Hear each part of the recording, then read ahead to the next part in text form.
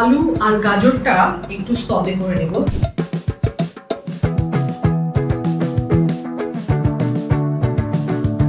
এই যে পরোটাটা একটু জাস্ট এপাশ ওপাশ করে আমি নিয়ে আসছি। এটা এখন দিয়ে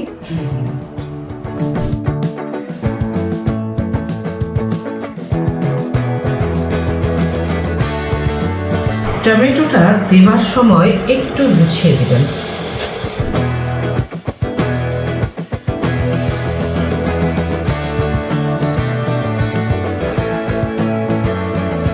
নিজের খাওয়াতে নিজের মুগ্ধ। বাড়িতে হঠাৎ গেস্ট চলে এসেছে, গেস্টের সাথে তো কথা বলতে হবে তাই না, কিন্তু পাশাপাশি খুব মুখরোচক একটা খাবার তার সামনে পরিবেশন করতে হবে, যেন গেস্ট কথা বলে যেমন মজা পায়, খেয়েও যেন তেমন মজা পায়। আর তাই আজ আপনাদের সাথে ডিমের একটা রেসিপি নিয়ে এসেছি, যেটা একটা কমপ্লিট খাবার।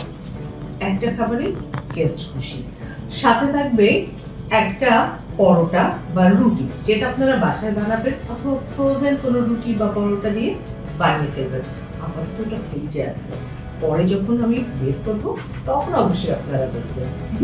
তাহলে শুরু করি।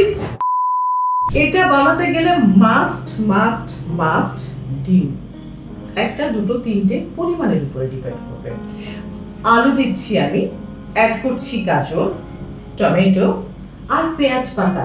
আর উপকরণের মধ্যে যেটা থাকছে গোলমরিচের গুঁড়ো, কাঁচামরিচ, পেঁয়াজ, অরিগেনো পাতা আমার ঘরে আছে বলে আমি দিয়েছি, না হলে শুকনো অরিগেনো দিবেন, আর লবণ তো অবশ্যই। রেসিপির পুরো রান্নাটা আমি করবো অলিভ অয়েলে। আর একটি উপকরণ খুবই মজাদার এবং খুব জরুরি, মজেরেলা চিজ। তো প্রথমে যেটা করি, আলু আর গাজরটা একটু ফ্রাই করে নেব। শুরুতেই হাতে ব্যথা। এনাফ, মানে অর্ধেকটা লাগলো, একটা ছোট গাজরের অর্ধেকটা লাগলো। আলুটাও গ্রেট করে নিচ্ছি, একটা মাঝারি সাইজের আলু, মনে হচ্ছে পুরোটাই লাগবে।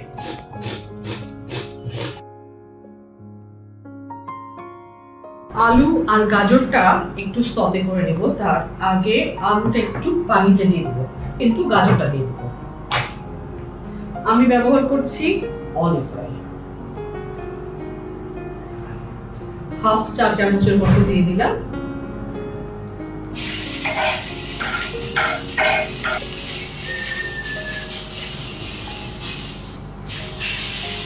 আলুটা পানি ঝরিয়ে এনে দিয়েছে, দিয়ে দিলাম। হালকা একটু লবণ দিব আর গোলমরিচের গুঁড়ো দিয়ে দিব, হাফ চা চামচের মতো গোলমরিচের গুঁড়া এবং হাফ চা চামচের মতো লবণ দিয়ে দিলাম। একটু শুধু নরম করে নেয়া। জালটা বাড়িয়ে দিচ্ছি, তাহলে পানিটা ফুটিয়ে যাবে ভালো।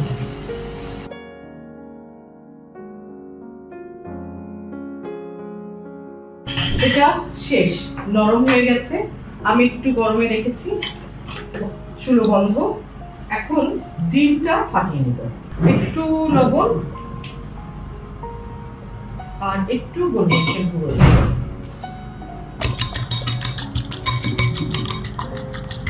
একটু মোটা করে কাটছি টমেটোটা, বেশি মোটা না। ওকে, টমেটো রেডি। তেল দিব চুলাতে। এখানে আমি প্রায় 2 টেবিল চামচ পরিমাণ তেল দিয়ে দিব। এবার দিয়ে দিব টমেটোটা, কারণ তেলটা তেতে গেছে। আমার তাওয়াটা গরম হয়ে গেছে। টমেটোটা দেওয়ার সময় একটু গুছিয়ে দিবেন।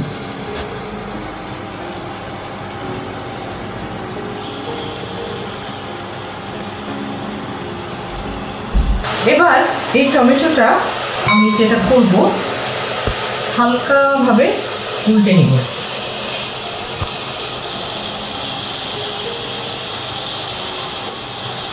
এটার উপরে একটু গোলমরিচের গুঁড়ো ছিটিয়ে দিলাম আর দিলাম একটু লবণ।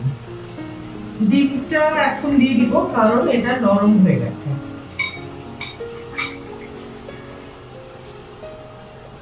এমন ভাবে দিবেন ডিমটা যেন সব জায়গাতে কভার করে।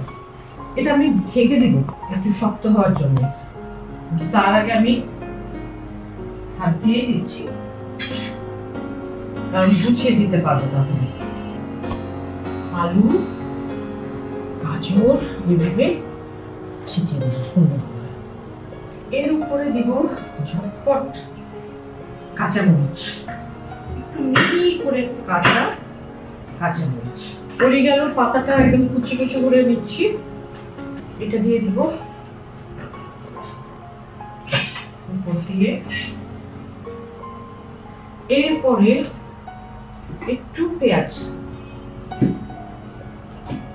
নিলাম, দিয়ে দিচ্ছি পেঁয়াজ পাতা।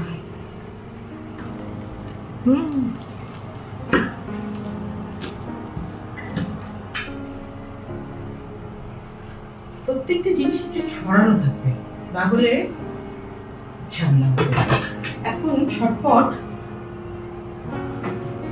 মোজারেলা চিজটা গ্রেট করে নিব।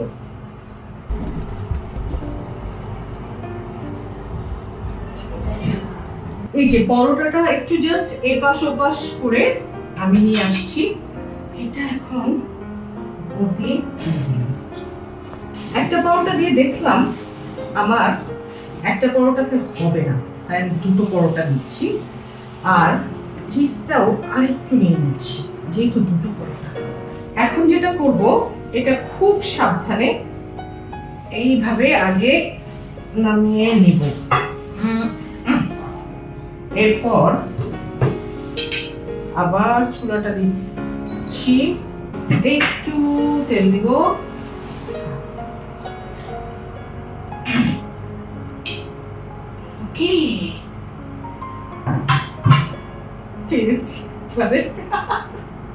একবারে পাড়ার মধ্যে আনন্দ আছে। এইটার উপরে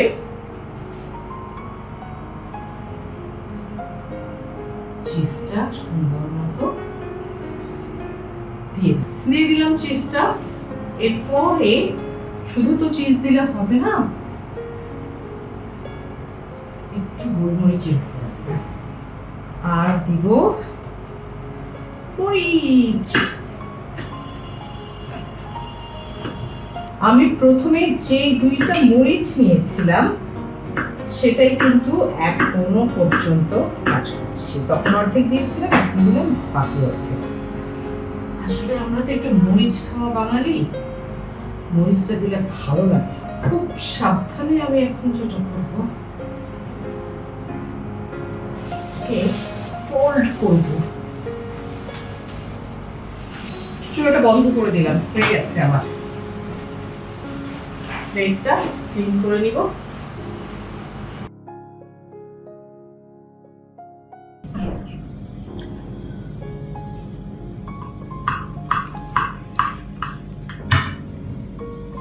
তো পুরোপুরি একটা চিজ, মানে এটা আমরা যারা হঠাৎ করে ক্রেভিং হয় একটু পিৎজা খেতে হবে, তাদের জন্য বেস্ট। স্মেলটা তো কেমন লাগলো? একটা ভুল আমি করেছি, সেই ভুলটা আপনারা করবেন না। আগে দেখবেন আপনার পরোটার সাইজটা কেমন, তারপর সেই অনুযায়ী একটা বা দুটো ডিম দিবেন, এবং তাওয়াটা অবশ্যই ছোট্ট নেবেন। আমি খাই, টেস্ট করি।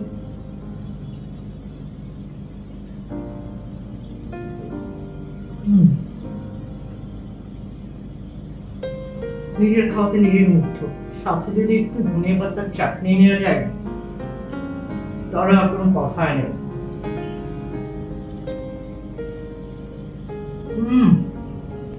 এমন মজার মজার খাবার নিয়ে আসবো, আর আপনারা লাইক, শেয়ার এবং সাবস্ক্রাইব করে সাথে থাকবেন।